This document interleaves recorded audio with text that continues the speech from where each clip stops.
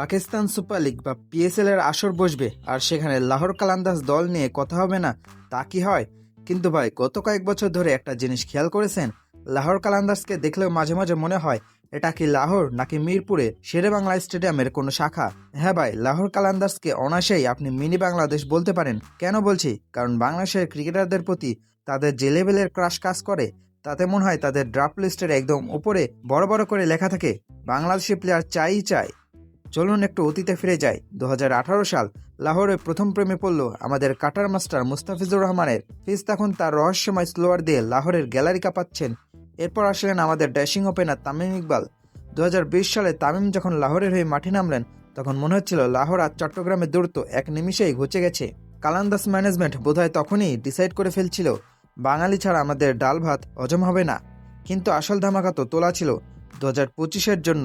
এবার তো লাহোর রীতিমতো শপিং করতে নেমেছিল। প্রথমেই তারা ধরল ক্রিকেটের বরপুত্র সাকিব আল হাসানকে। সাকিব মানেই তো একাই 100।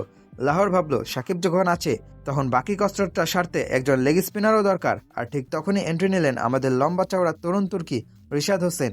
চিন্তা করে দেখুন, একদিকে সাকিব, অন্যদিকে রিশাদ। লাহোরের স্পিন বিভাগ দেখে তো মনে হচ্ছে বিসিবির কোনো প্র্যাকটিস সেশন চলছে। পাকিস্তানি সমর্থকরাও বোধহয় এখন থেকে উর্দু ছেড়ে কেমন আছো বলা শুরু করে দেবে। তবে সব গল্প তো সুখের হয় না। আমাদের মেহেদী হাসান মিরাজকেও কিন্তু এই ফ্র্যাঞ্চাইজিটি দলে টেনেছিল, কিন্তু কপালটা দেখুন, বেচারা মিরাজকে তারা ডাগ আউটে বসিয়ে রাখলো। মিরাজ মনে হয় মনে মনে বলছিল, ভাই বিরিয়ানি খাওয়াতে আনলে তো পুরান ঢাকাতেই থাকতাম, খেলাধুলার কি হবে।